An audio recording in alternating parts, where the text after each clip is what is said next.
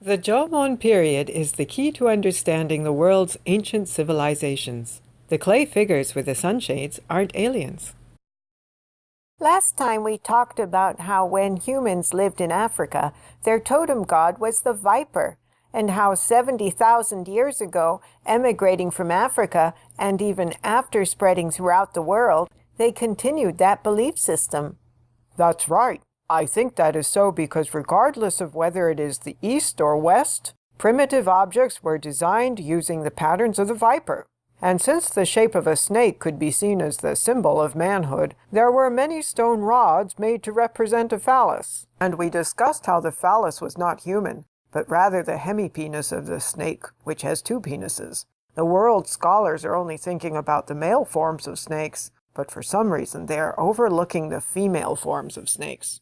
Mother Earth is the name for the goddess of the earth, and this female who gives birth to all that is was thought to be a snake, right? In our discussion, we said that there were Jomon clay figures that are related to the female snake totem. But what exactly were they?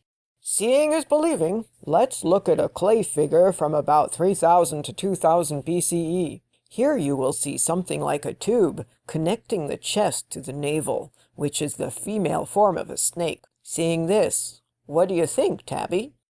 If this figure is representing a baby at the moment of birth, the tube-like thing from the navel would be the umbilical cord. But since the figure is an adult female, I guess it isn't an umbilical cord. Ha ha ha ha! You are certainly not mistaken about the umbilical cord. The real purpose of an umbilical cord is to be the lifeline connecting the mother and the baby. But what it represents in the clay figures is connecting the mother to the ancestors in heaven. So it is an invisible umbilical cord.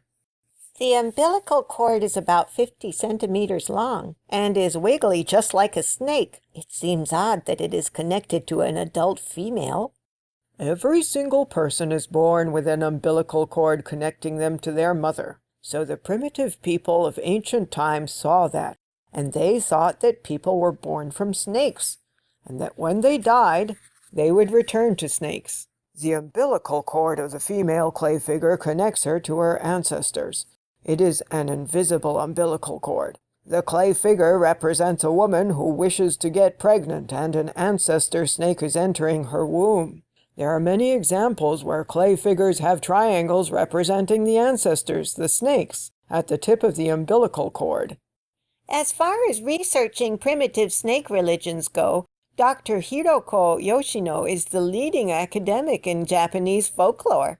She discovered that the words kaka and haha were ancient words for snake, even though the writings of Dr. Hiroko Yoshino were all about the male forms of the snake, and there were no thoughts regarding the female forms of snakes. It's strange, isn't it?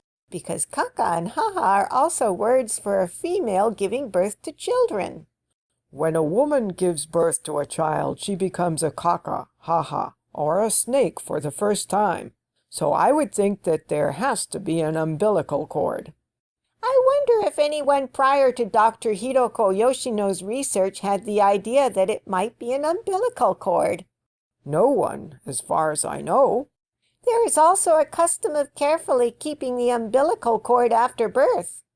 On Okinawa's island of Miyako, they would keep it and use it as medicine in the time of an illness. Besides what the ancestors did, modern medicine is progressing in the research regarding the use of the umbilical cord for regenerative medicine. I'm sure the ancestors are watching us from the other side and laughing.